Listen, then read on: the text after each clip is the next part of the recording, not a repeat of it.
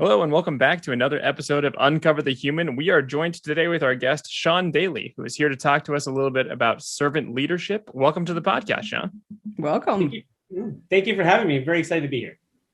So a little bit about you first. Can you give us a little bit of your background? You've got a fascinating kind of storyline. Yeah, leadership has been a hands-on journey for me. I started as a coach, an athlete, and then a coach. And for many years, I worked my way up through the volleyball coaching ranks, coaching everybody from a 13-year-old through a Division I NCAA athlete.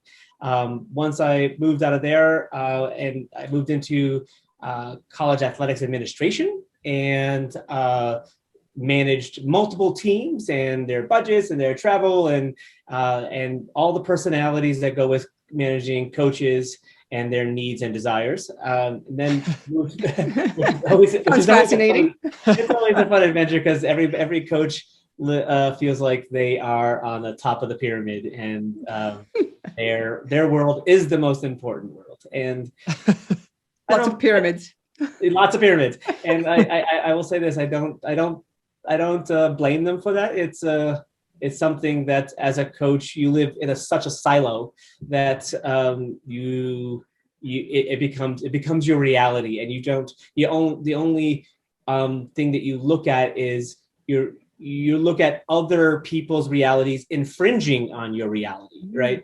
And then that becomes, I can't do my job because of X, and it's always another person, right? So along the way, I learned a lot about having to manage the conflicting personalities, and everybody's got they're all going on the same path in the same direction, but they're all doing it differently, right? And they all have their own style of doing it.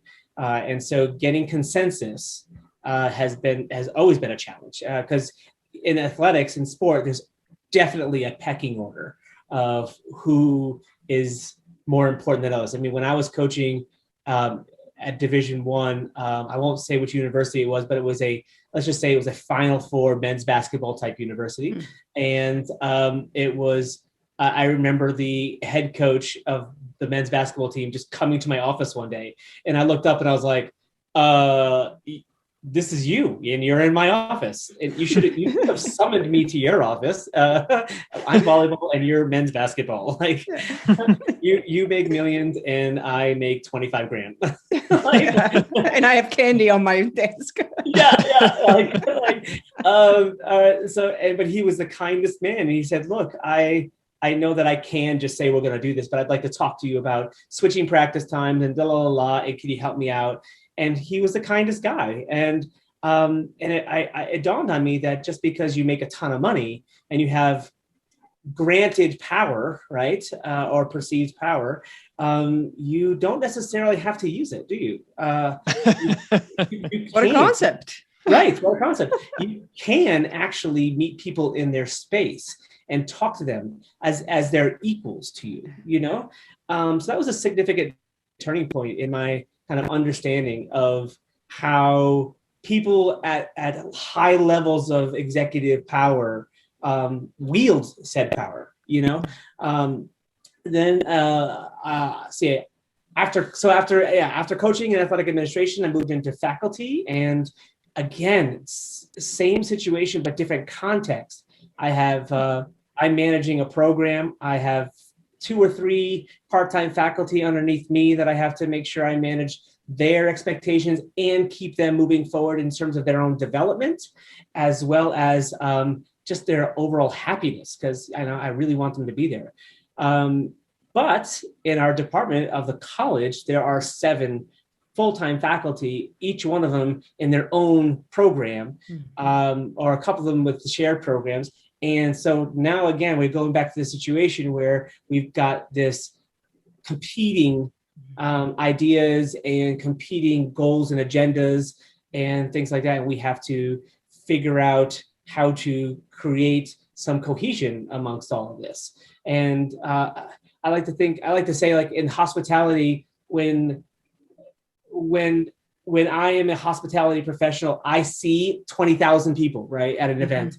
but when one person needs my help, they only see one of me. And I need to understand that. And that's an important part. And that was a big leadership lesson for me as well, is that when we, as a college, we have 500 students, but those 500 students, we see 500 students, they see one faculty. And so, making sure that we all understood this idea that students are like individual customers that deserve a hospitality experience, even though they're in hospitality college, but even if they weren't, they deserve a hospitality experience, And so getting us all on the same page in terms of how we interact with that experience, what role we play in that experience, how we can support each other in that experience, really made a difference in terms of understanding for me how to lead. And it made us successful, very successful. We had a very high retention rate, and that's retention is measured by students that return sophomore year. Mm-hmm. We were in the 90 plus percentile, which is great. And our graduation rate was higher than the average. So our students enjoyed their experience and they stuck around, which speaks to who we are and what we do. And then since, trying to think, I think that's really the entire trip of Sean Daly. Trip around the world of Sean. Yeah, my journey up to this point. ...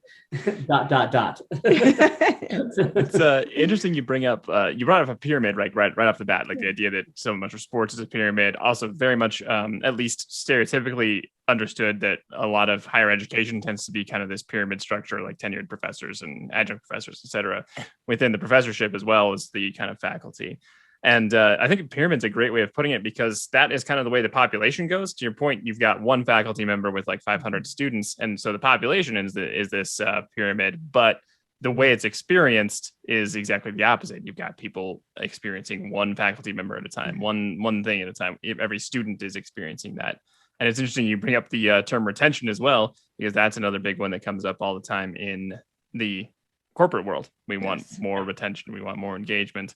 And one thing that I couldn't help but think about was you thinking about that from the eyes of the students is one theme that we've seen over and over again, which is using empathy to increase leadership, increase engagement, increase general retention. Yeah, I don't have the data to throw at you right at this moment, but I've done enough research and I've been in the ditches long enough, in the trenches long enough to know that there is a direct relationship between how the relationship between we call it a didactic relationship. So a individual between two people, right? Mm-hmm. So in the corporate world, we would look at, leader employee and as a one-on-one relationship. And again, you can have a staff of 20, but that employee sees one of you, right? And so we have to keep that in the back of our head, that the relationship, how I navigate a relationship with that employee directly impacts how they feel about coming to work every day, and that directly impacts whether or not they stick around. And yes, sometimes there are, if you look at the retention literature, it's all over the place. There's not 5 magic beans, if you will, of how to retain an employee, because there are other variables. My significant other gets a job in another city, I have to quit, things like that. Or I just need more money. I love my job, but you just don't pay me enough. So I have to go where I can make more money. Those kind of variables aren't necessarily controllable, right? But there are plenty that are. Oh, yes. I would say the majority are. Yes, you always have the outliers, but the majority are definitely controllable. When you were talking about the separation of, the coaches, they all think they're all on top of a pyramid, so you end up with many pyramids. I find that it's so much the same in the corporate world. Every department head is, product comes first. Well, no, marketing comes first. Well, no, sales come first. Well, no, ops come first. Well, you can't do anything without customer success. So we're all first, and it's about me, and it's about my needs, and you're all ruining my needs. Yeah, that's a real issue, because as a culture, we've really developed a great sense of me, Yes. right? And whether that's been supported and grown through individual likes on my social media. Like I get a lot of likes, so that means I'm important, I mean, my son's going through that with his Instagram, and he doesn't understand that there are bots, robots, and people, things like that. So, but yeah, we've really done a really great job of talking of growing me, and and again, there's a mountain of research that'll show you that me doesn't work. No. Especially in a corporate environment. I mean, unless you're a CPA who works at home by themselves, or a lawyer or somebody who can do that all by yourself, me doesn't work. And so I guess the question becomes, how do we break apart me? And from a servant leadership standpoint, one of the major tenets of servant leaders is to put the needs of others before yourself and that of the company. And so as a servant leader, I can't be me, right? Not about me. It's like, I cannot exhibit behaviors that support that I am more important than you. It's just not, it breaks down trust. And then trust breaks down. Once trust breaks down, all the other cards fall. Yep. So yeah, I mean, selfishness in me is rampant. I mean, the question then becomes, well, how do you break it apart? How do you fix it? We've talked a lot about organizational culture and meaning and values in the past, and these are some of the things that you've talked about in some of your previous podcasts. And I think that those are really great starting points, because even though we'd like to think of the inverted pyramid, which is the servant leadership org chart, right? Yes.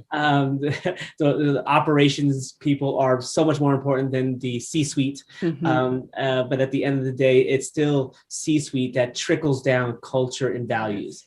And until we create strong, non-me focused measurements of evaluation and actually walk what we're talking, then I don't think it will change. Because inherently outside of work, we are me.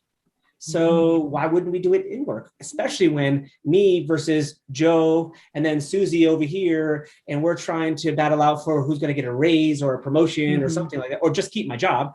Do you remember, was it Lee Iacocca who said every year we just fire the bottom 10%? That's our strategy to get people to work hard. And it worked. It really did work. They worked really, really hard, but every year they just sliced off the bottom 10%. So everybody was eating this like dog eat dog world just to survive, right? Those people must have been so stressed out. There's clearly they were more concerned with survival and paycheck versus personal and intellectual growth, which, by the way, makes you a better employee. Yes. Or team growth or company growth or whatever they're doing. It's like, oh, instead of focusing on my job and what I have to do and do it as best as I can, I have to focus on not getting chopped off and not losing. That's that's energy expended somewhere else that you're just losing. I mean, there's no long-term success in that approach. Right. And that kind of brings in this piece of psychological safety, and psychological safety is a kind of a chunk of organizational constructs that allow people to feel like they're not going to get chopped off. And guess what? When they feel like they're not going to get chopped off, they are more likely to be more creative at work, right? They are definitely going to be better team members at work. Right? They ask questions, and when we ask questions, the bad stuff gets filtered out and the good stuff gets pushed to the top, and the company gets better, right? But if we can't challenge ideas and notions and perceived understanding of things, then we're not going to be a better company.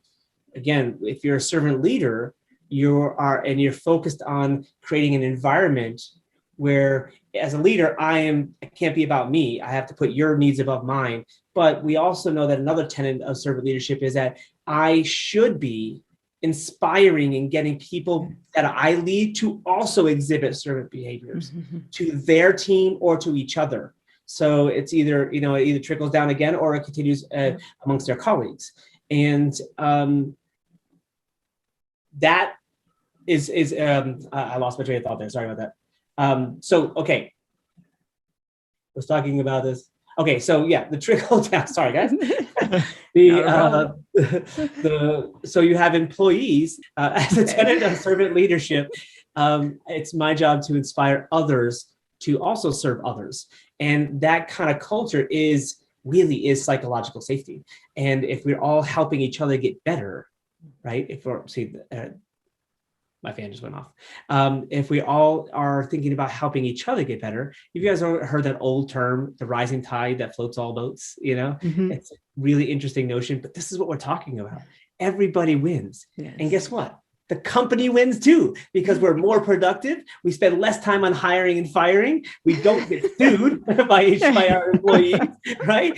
And we're probably producing a better product, so we're making more money. It's a win-win, everybody. That's the part that sometimes feels like it's missing. It's just that last attachment to like, yes, it's good to support your people because it supports you. And you can say that, and people don't seem to either have the metrics to say like, okay, how does this support us though? Or they don't believe it. And then it becomes a cycle. But it's funny you brought up psychological safety, because that tends to be something that like, we know it's beneficial. We've watched it happen and be beneficial, but we rarely have good examples for like what creates psychological safety. But I love the chopping block metaphor, because that's such an easy, immediate, like if you want to talk about psychological safety, maybe the looming idea that you might get laid off at any point is a good place to start. Remove that, and you can have a little more psychological safety. Yes. And then the one last thing that just brought I thought of when you were talking about like supporting other people, and they support other people. It feels very, very true internally, because there's so many times in life where you spend time, you're working on something that's important to you, and you either get focused on that and you lose the ability to take care of other people, or you don't feel supported, so you shut down and focus more exclusively on yourself.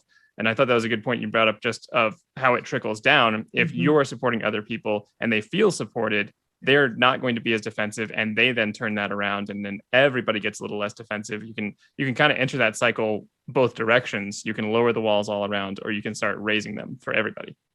Yeah, and if you can visualize what this relationship back and forth looks like, it's cyclical. I mean, it's what's the word I'm looking for? It's back and forth, so the idea that I create psychologically safe environment and inclusive environment, and I not just tell you, hey, I got you, I'm going to help you be great at your job, but I actually, get my hands dirty, and I'm proving through my behavior, not just my words. I'm proving through my behavior, which the research is very clear on this. Behavior is what people realize, not what you say, right? So you've got it, you really, really, and it's actually better off that you don't say anything, and then you just behave, and they can interpret it as they see fit, So yeah, a poster on the wall that inclusivity is important, and then you just say, and then you walk around telling everybody how great they are and how inclusive they are. That's like it. People see through that stuff, It's and you exclude them from meetings, and they can't talk to each other, and they can't ask questions. And they're siloed, and they can only go through you to work. I'm like, sure. How's that inclusive? Right. Everybody's super important until I'm talking, and then everybody needs to stop, right? Yes. and that's so very true. But what's interesting is that we also know that the influence of leader to employee and the benefits of that relationship actually go back the other way too. So as this employee becomes more happier or more engaged or more productive and creative, they actually go back and they serve the leader. They become servant to the leader, and not serve the leader, quote unquote, but become servant behavior to leader. And then the leader actually gets those wonderful feelings that the employee gets too from the employee, so it's very cool that it goes back and forth, and it creates this never-ending cycle of just helping behaviors, and so the leader feels safe too. Because again, we talk a lot about this in one direction, leader to employee. But the fact is the employee, the antecedents, okay? So part of my research is how do we predict this behavior, right? And so the antecedents of that behavior are actually part of why a leader chooses to lead a certain way. And so if that employee, that feeling of psychological safety and inclusivity and just overall engagement and happiness, and it swings way back to the antecedent column, right? And then it becomes something that feeds into or supports the behaviors that that person chose to use and reinforces that they should use it again, right? And it's so very exciting to see that and that back and forth. But as we want to develop leaders, right? We spend too much time telling a leader what they need to do to the other person.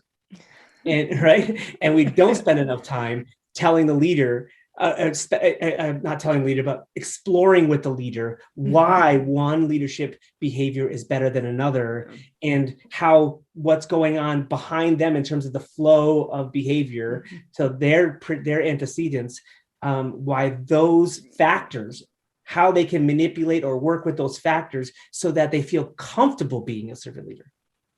Because if they don't feel comfortable, no matter how many times you teach them, no matter how many books, podcasts, anything that you give them, they're not going to choose it if they don't feel safe. Yeah. You know, so true. It's not going to happen. And that's big part of my research is predicting servant leadership, and not necessarily like I can interview you and tell you if you're going to be a servant leader. That's I mean, that's part of it, but it's more about how do I build it? Yeah. You know, and so I can tell you this.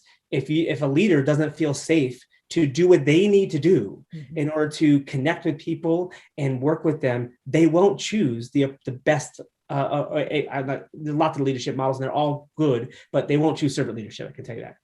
You know, they're going to choose something more like transactional, where it's kind of like a cause and effect. You know, I give you the carrot or I give you the stick model. Works so well.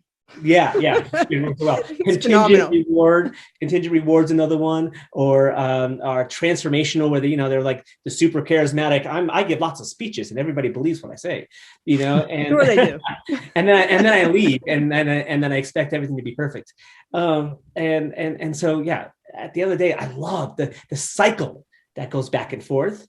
Because how the employee, and there's 10 of them or 100 of them or 1,000 of them, how all their feelings reinforce that CEO or CFO or whatever their behavior. It's really awesome.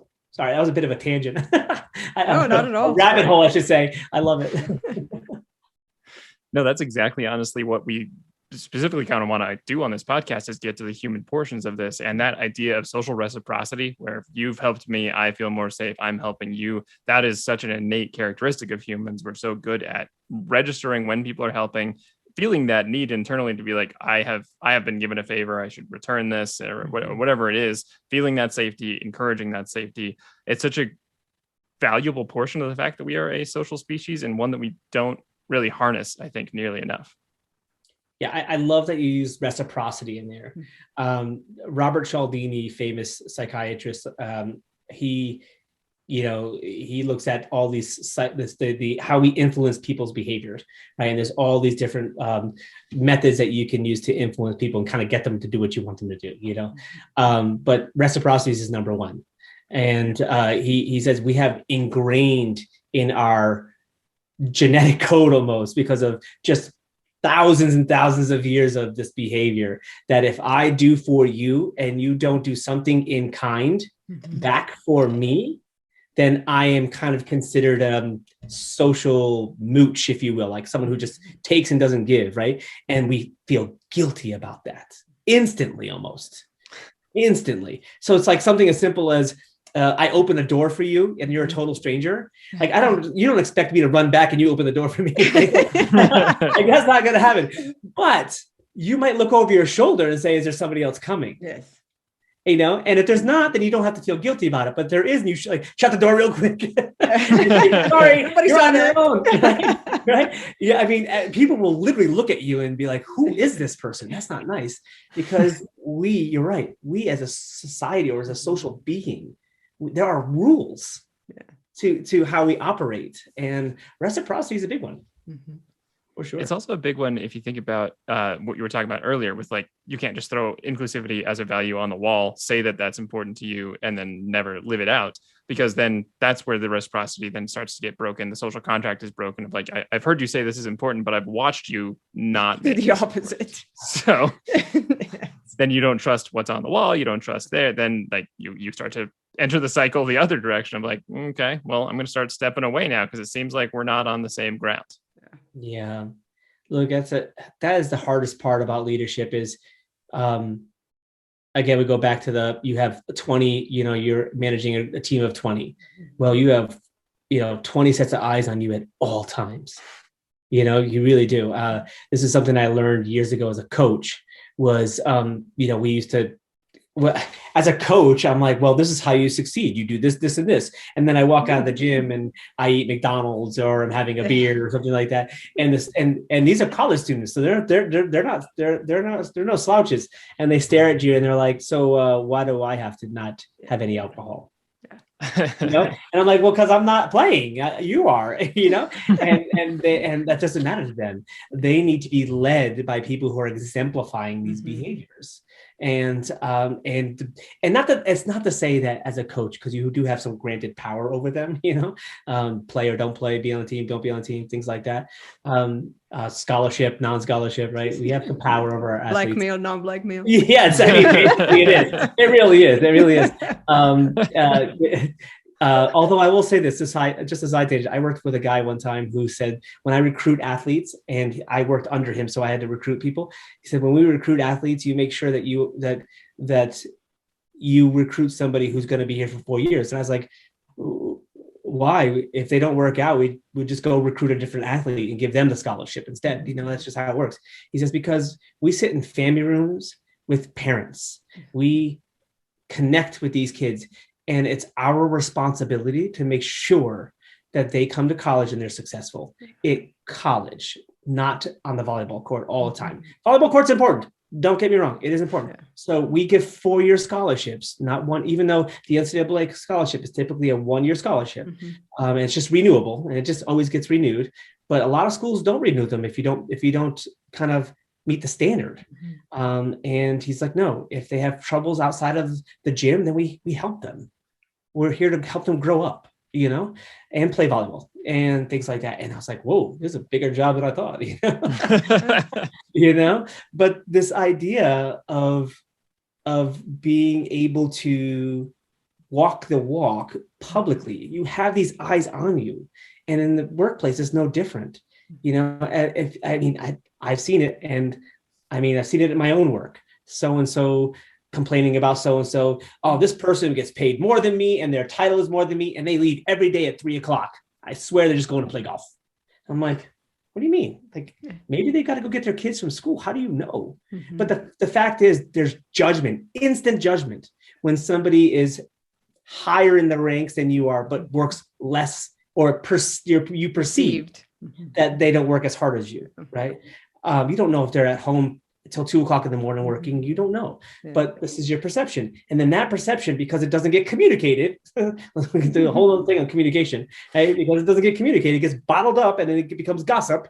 That leader then loses their credibility and their ability to actually lead and influence other people. And so, as a leader, it's unfortunate but when you become that person, the standard is up, it raises. And you have to understand that if you're going to tell somebody, hey, we got to get this done, we're going to have to work through the weekend, you better be there this weekend. Oh yeah. With coffee and donuts, because your team's working. And so you better show up and not be like, sorry, we had a ski thing planned, I couldn't do it. Like, no, you can't do that. Yeah. And a servant leader wouldn't do that.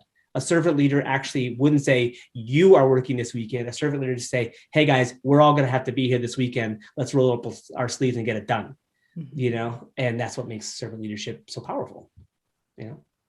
In the workplace, pre-pandemic, with the pandemic, things changed a little bit. Pre-pandemic, some of the examples that have always come up as realities, unfortunate realities, were the office presence.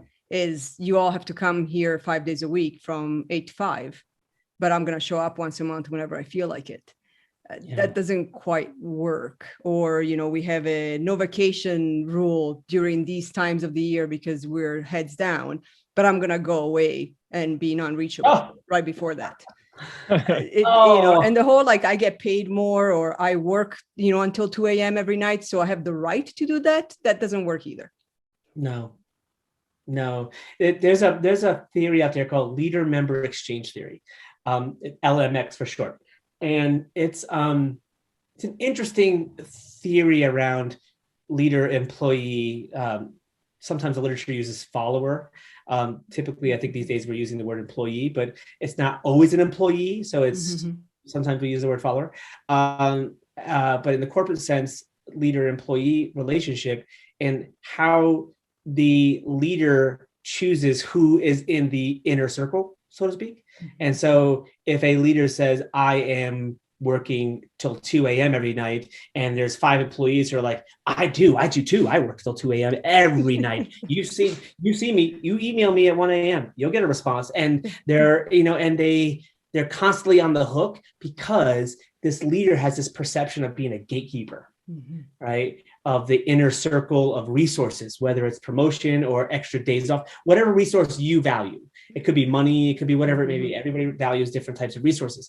But that person, so we peacock a little bit and we make sure that we're in the group, we're in that inner circle so that we get those extra benefits. But the fact is, there are people who are strictly 8 to 5 people because they have families, or 8 to 4 people. They have families. They might have second jobs. They may be going to night school. There's all these other variables that go into their life outside of work.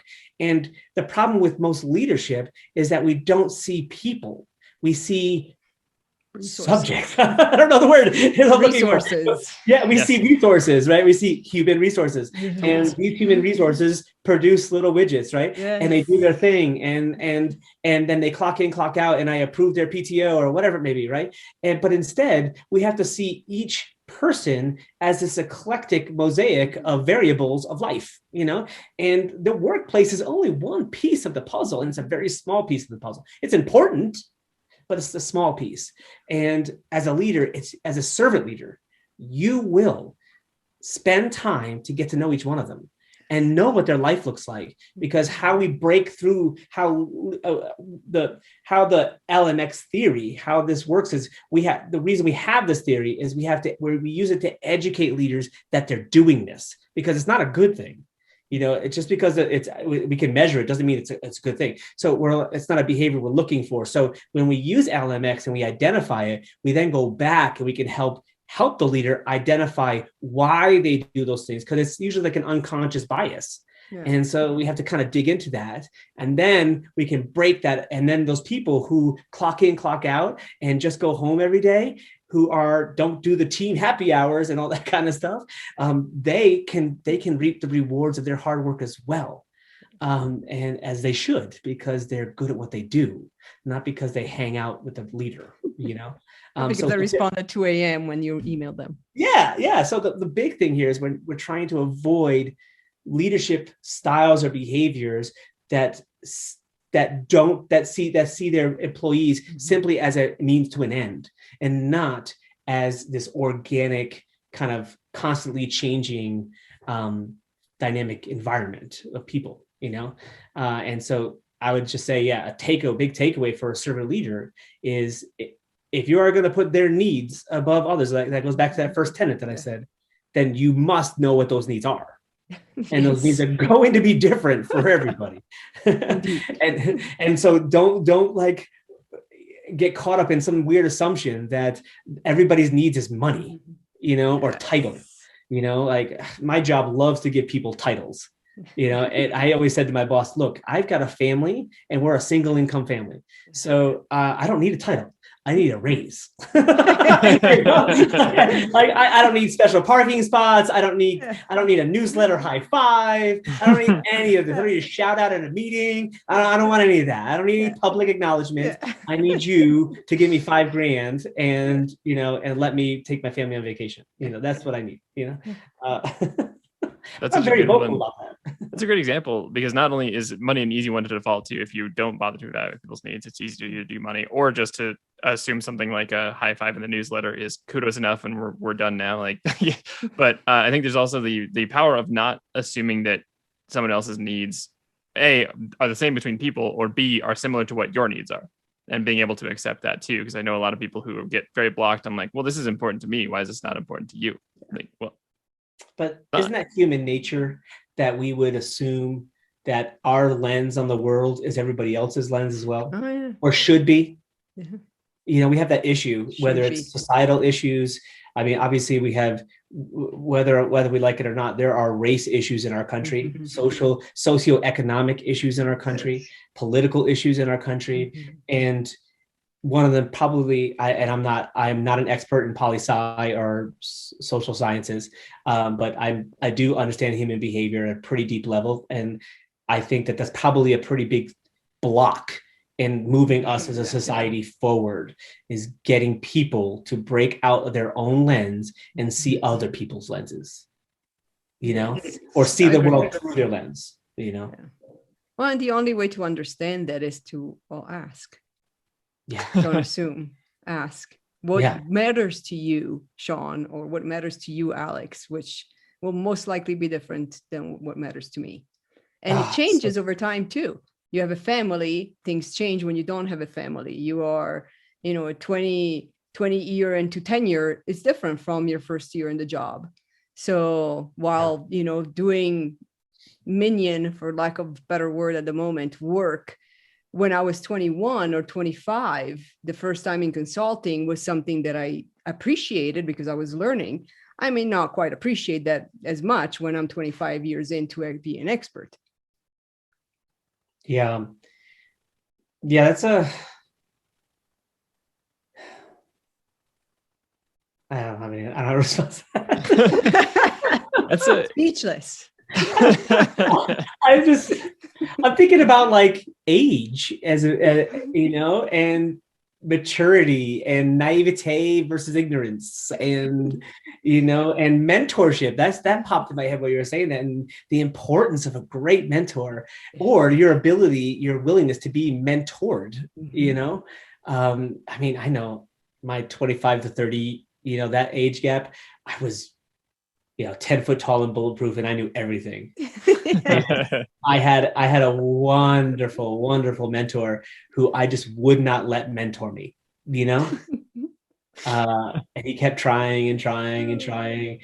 And he was a servant leader at its best. He spent more time hanging out with his people, helping them, getting to know them, giving them the inside scoop, or how to navigate the politics of the organization, all those pieces. He would go to bat for people behind closed doors, all that kind of good stuff. And then I just was so young and so arrogant that I wouldn't let him, shape me. And because of that, it took me, I don't know, that was a long time ago. It took me an extra 20 years to figure that out. Maybe 15 years. My learning curve was stunted. So what started to turn that for you? What started to change that mentality? I think obviously maturity plays a major role. I think servant leadership is a difficult leadership style because it requires you to put self in the back pocket. And young people have survived most of their life just trying to do what they need to do to get something, right? To be a starting athlete on the high school varsity team, or to get into the college of your choice, or to get the best internship, or whatever the checkpoint is along your life cycle. And then you get out there in the real world, and at about 25 or so, you realize you got 40 years of sitting in this and doing this. And all the strategies you used up to this point were wrong for now. Right? I mean, the strategies for getting the girl or the boy or the partner versus, getting a promotion are completely different. So along the way, we failed in as adults failed to help young people learn how to navigate the nuances and the expectations and all the different variables that go into the real world. And that's why my kind of new fun research area is emotional, social, and cultural intelligence. I think that is a huge, you talk about the pyramid of leadership, and maybe the top of the pyramid is the chosen behavior, but how did we get there? Right. And that's kind of, I like to think of things as flow models. So it's antecedent behavior and outcomes. And for me, the antecedent piece, a major part of antecedent. Now we know in leadership, major part of antecedents is like personality, but there's one that's really strong in the literature, and that's motivation to serve, willingness to actually serve other people. And that is actually a tricky one, because I can survey you and you're like, oh, I'm a 4 out of 5. I'm, motivation to serve. And now other people survey about you, like a 360 type of situation, and you come out like a 2, they don't see you as willing to serve, or maybe you're a 5. Maybe you don't give yourself enough credit. I don't know. But then the next kind of analytical question is, well, why? Why did you choose to serve? What built this desire to serve others in your kind of profile, and how can I go find that and then recreate it in like 10 other people? But we know it's social, though. We do know it's social. We know that, your kind of influence groups, whether it's, we know that servant leaders are religious a lot of times, because religion does speak a lot about serving others, so there's a lot of spirituality and religion in there, but there's really familial and community. You probably had someone that you looked up to as a young person who had those behaviors, so you decided to have those behaviors, and then we go back to this cycle, right? And then so you decided, well, my coach had those behaviors, so what, I'm going to try those behaviors, and then they were reinforced through others saying, hey, I like those behaviors in you. And so you're like, okay, I'm going to do this. And then that's your new track. Personally, I came from a very, almost the opposite environment. I came from a eat or be eaten entrepreneurial household, and I wasn't like that. I studied environmental science, and I wanted to save the world.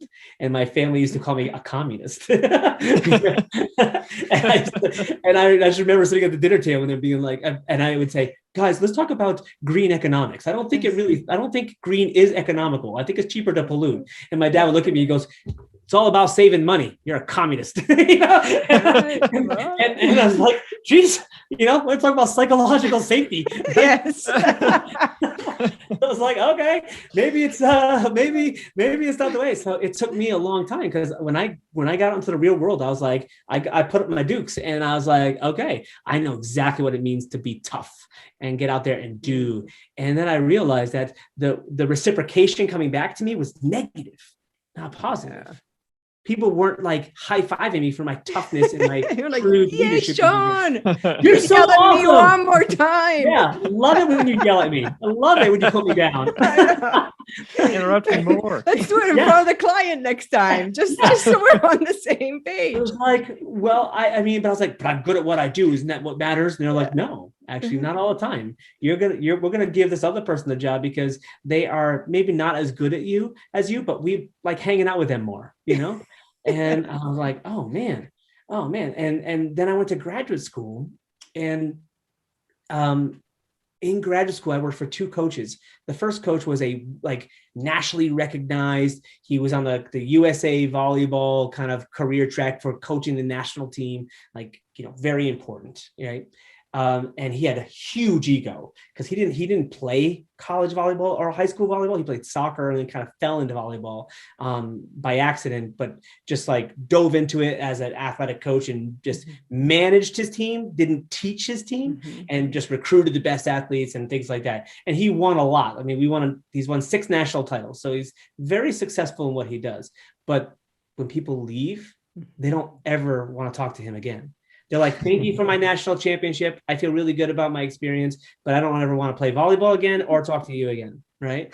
And don't cross the street when I drive down. Yeah. It was just like that. I mean, he would, as coaches, in the middle of a team meeting, he would just put us down. to make himself look better, right? These classic examples that you're like, does this actually happen? Yes, it does. Oh, it does. It does. I've been in those rooms. You know, but then the next season, I worked for a different coach for the women's team, and he was again nationally recognized, top 10 winningest coaches of all time, that kind of thing. But he was a physical education teacher coach, and so he was more into, how do I connect with you? How do I get you to be better? And like he had tryouts. This is a college team. He had tryouts, open tryouts for anybody who wanted to come. And he said, I will never cut a player who wants to play. And so we had like a JV team, and then and things like that, just because he's like, if you don't want to play anymore, then you can just go, but you're not varsity material. But the point is, there's a place for you here if you want this in your life, And I was like, And I remember him. I was in his office one day, and this is my tip. This is my turning point, my fork in the road, where I'm like, come off this national championship coach. I'm analytical. I'm tough. I know how to do everything. And I'm like, and I have issues with my team and things like that. And I'm like, I need to be able to do this. And he looks at me from across his desk and he says, Sean, just worry about what you can control. And I was like, I can control everything. Of course you can. Yeah. And he's like, no, you can't. And there's only so many lumps on the head you can take before you realize that. And I was like, oh. And I started to look at him differently, and I started to look at how he worked. And all his athletes come back every year for a reunion thing where they do alumni night and they have like a big tournament. I mean, he's got people in their 50s coming back still to like hang out and stuff like that. And so you start to look at the macro picture of the culture that he has created, and the reciprocity of the servitude back and forth. And you start to realize that there's more to this coaching thing than trophies. It's not about the product that you get at the end. It's about the process and the journey. And if you get there and you win something, that's just like so incredible. But that's not why we do it or how we do it. And that was my fundamental tip, and I have lost some coolness, quote unquote, as a coach, because I don't want to coach at the Olympic team. That's not my thing. I don't need to influence Olympians. I need to help the average at best athlete who just wants it in their life and wants to be better. So, okay, let's do this. If you're willing to work hard, I got you. That's all I need. Attitude and effort, the only two things you can control, and we'll have some fun. So that's kind of like how I got there. Anyway, that's a really interesting point. Just control what you can control, because that's what leaders, I think, butt up against so often, is trying to control people, and you really can't. I mean, you can try. You can guide behavior. You can create lots of punishments. You can get people to more secretively do the things you don't want them to do. Yeah, but you can't control them. Not successfully, not long term. No. In the industry of in sport, hospitality, and events, we say you can't control people; you can only manage them. And those are very different words that you have to understand. And you can think of that as a departmental level, or I'm running an event with 20,000 people. The fact is, you can set up. You have to set up kind of systems, right, to manage their behavior. Like we do things at concerts, like turn the lights on, right? Because that when we turn the lights on, that's an indicator that's time to go home. And it automatically changes something in people's head from crazy concert people to, okay, it's time to go home, and they change, We also do things like put little barricades up to make sure that they walk where we want them to walk instead of just let them go wherever. Stampede out. Stampede, right? We do these things like we do things like on the way out of a rock concert. It could be Metallica, crazy, everything's great. And then it's like elevator music on the way out, because we're trying to get people to go down a notch. But you can't control whether or not they do. You can only manage an environment, and hopefully it's a psychosocial environment that's built that they all respond to appropriately. So as a leader, it's incredibly important for me to understand how to, it's almost like Geppetto with Pinocchio, the strings on the hands, you have to figure out, how do I manipulate the environmental variables so that I get the behavior that I'm looking for instead of just asking for it. And that's something that I learned along the way, was really, really important, but also incredibly difficult, because all the people are different, right? Yes. And if you're a consultant and you go to another group of people, you got to learn them all over again, Yes. But if you're lucky enough to have one group of people that you work with for a long period of time, you really get to know how to massage the situation.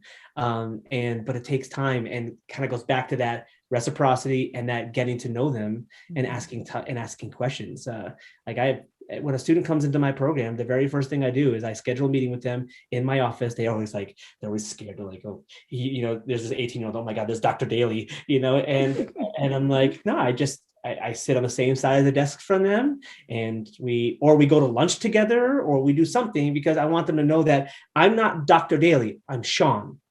And that actually starts the process of making us equals, so that I can mentor them, instead of me telling them I'm higher, they're lower, and they need to meet my expectation. I learned that in England. When I was living in England, my professors in England were all by their first names. Yeah. And I was like, why are you not Dr. So-and-so and Dr. So-and-so? They're like, because when I call myself doctor, I put myself above you, and you're less likely to feel psychologically safe and challenge my ideas. And I would be sitting in the classroom, and the students would be like, Professor, you're an idiot. I was like, oh my gosh, you're going to get in so much trouble for that. And the professor would be like, awesome. Tell me why. And I'm just like, wow, did that just happen? And that, again, that was a turning point for me, in terms of understanding, if I ever have the chance to lead people, I don't want them to be executive Sean Daly. I just want to be Sean, just Sean. Approachable Sean.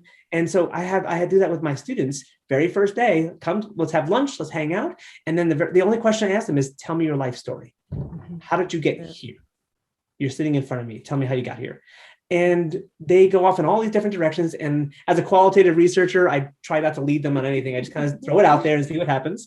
And, if there's some things I want to pull on, we can, but I just kind of let it go. And you'd be surprised how they walk away, smiles, feeling connected and excited about this relationship. And now I have a ton of ammunition in my or tools, I should say. Ammunition is a bad word. Yeah.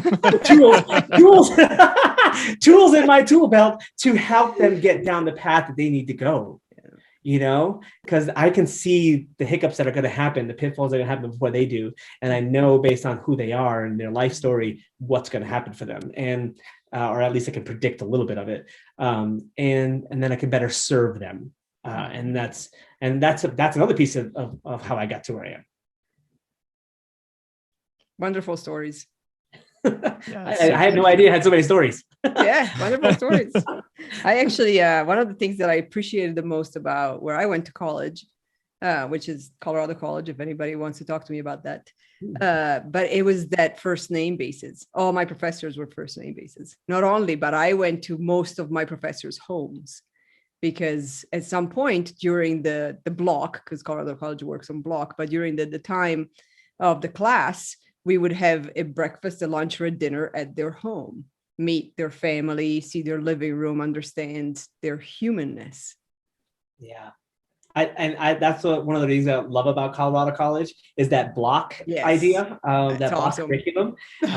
It's tough as a teacher, I would think, because you're together all day for 9 days or something like that. Is it? Oh, it's 3.5 weeks. It's way more. 3.5 weeks. Okay, sorry, 3.5 weeks. I mean, it's a lot. That's a lot of education. Yes. But to get it, but that the depth that you get from that. Yeah. Versus I see my students for an hour and 15 minutes twice a week. Yeah. And, so I have to make a ton of effort outside of the classroom to connect with them, because how we say, how I said, in a hospitality environment, I see 20,000, they see one. Well, in a classroom, they see 40, or I see 40, they see one, but they look around, they also see 40. So they're not as likely to approach, so you kind of have to seek them out in their own world and understand that, the classroom is just one hour of their entire day. And they've got lots of other things going on. So I kind of have to find like the cracks to get them. And colleagues, I do have colleagues that take kids to their home for Thanksgiving because campus is closed and they have nowhere to go, you know, and things like that. I never did the bring students to my house for a meal, but I should have. Now I'm regretting it.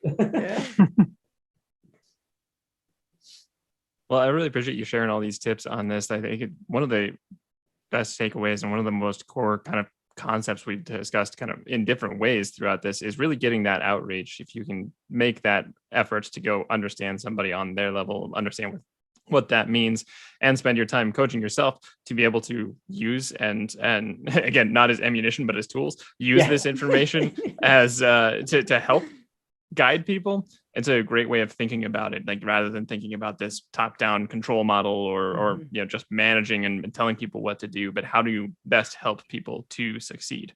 It's a great way of looking at it. Yeah, thank you. Yeah, it's all about the relationship. You know, you can't get water from a rock. That old school saying, you can't get water from a rock. You can't. And if the more distant you are from people, the more stoned they become, you know? And so, yeah, you really need to spend the time. And that's unfortunate because, again, go back to this idea that the leader and then they've got the people that they are managing. Unfortunately, behind the leader, from an organizational standpoint, there is somebody leading that person. And the question really becomes, how is your organization designed so that people are encouraged to serve and encouraged to build relationships versus are encouraged to use that as a tactic to just get things done? You know, the authenticity around servant leadership is really a big deal. And the research is clear about it. Authenticity is a behavior that people pick up on, and that is an indicator of a true servant leader. You can't fake it. You know, you either are a servant or you're not. Yes. It's kind of funny, actually, because one of the questions we ask our guests is, what's your definition of authenticity? Oh, really? Yeah, that's kind of our wrap-up question usually. So you want to take a stab at that one? Because you've walked right into the trap this time. I know. Oh gosh, I don't really know. This is almost like it was scripted. Well, if I had to define authenticity, it's the intentional ability to be who you are. And be who you are in an environment that could challenge that. It's because it's easy for me to say, just be who you are, but that's good. But it's when it's tested that becomes important. You've got somebody has to step into the room and say, you actually can't behave that way. And you have to stand your ground and say, no, this is who I am. You know, and if you ask me to be somebody different, then I just can't do that. Because if I'm not authentic, then I can't build trust. You know, and so, yeah, you have to be, it's an intentional, like it's an intentional active behaviors that resist challenging, you know, people that challenge it. If I had to define it, I mean, I have a book right next to me on leadership. I could pull up the definition. No, we want yours. That's not fair. Yeah. Be authentic with your definition of the Theory. How do you define authenticity? Yeah. Well, that's beautiful. That gave me chills and made my heart grow like the Grinch a few more sizes. That image of somebody standing up and saying, no, this is who I am. Yeah, so hard though, isn't it? So hard. Oh, hard. And look, I'm sitting here on this podcast telling you that this is the way it should be. However, there are plenty of times in my life that I'm sure that I have changed who I am to fit a mold. Yeah. Right. How did that work out? Well, I mean, it works socially, it probably works out wonderfully, but internally, I can't sleep at night. You know, and so we're as an individual person, what's our personal growth look like? Is it I can fit in, and so that's success, or is it that I can look at myself in the mirror every day and say I like what I see, you know? And I choose the latter of the two. I'd rather be able to say to my kids, like, this is it, and if this is who I am, and this is what and have them decide who they are. and not just have to replicate me because I modeled quote unquote success. Because I have lots of friends and make a lot of money and blah, blah, blah. And I'm miserable. Drive your BMW and Yeah. and your 3 Ferraris. Yes. Yeah. As an assistant coach in volleyball. Yeah. Yeah. Definitely not getting a Ferrari coaching volleyball, but That's we've been gathering, lots of people's input on what they think authenticity is. And that I love the idea of adding the word intentional to the growing definition I have in my head of just what authenticity can mean. But intentional is such a powerful word for choosing, and specifically deliberately choosing to do and be yourself. It's such a great addition. And I'm going to give credit to my wife, Laura, on that. She's all about being intentional and intentional in your thoughts, intentional in your behaviors, because as I'm trying to role model for 2 little boys, being intentional in my thoughts turns into intentional behaviors, helps them see consistency and helps them become better people and leaders of their own. And so there's that reciprocity again. Yes. And then they are awesome kids. And I'm like, awesome. I'm going to be more intentional. I raised them. That's me. Yeah. Father of the year. Yeah. Yeah. But it's really Ferrari and zip away. Yeah. Get my Ferrari. Bye, kids. My intentional on the license plate. See you in a few years. Yeah. No, but it's all her. She is the one who's mentored me through that. It doesn't come natural for me. Fitting into the crowd comes natural for me because that was where I was. That was my lens growing up. You gotta do what you gotta do. So she's been very, very inspiring for me. Thank you. So, thanks, Laura. Thank you, Laura. Yeah. Also a great reminder that's it's not just something that you're either born with or not. It's something you can learn and train. Yes. It's a practice. Yeah, absolutely. We're born blank slates. Yes. Yeah, that's a big part of it. Yeah. Well, thank you so much, Sean, for joining. You're very welcome. I've had a lot of fun talking about this stuff. It's when you talk to people about it, you kind of it just re-energizes the stuff, and so I appreciate the opportunity to come in and be pontificate and be a nerd for a while.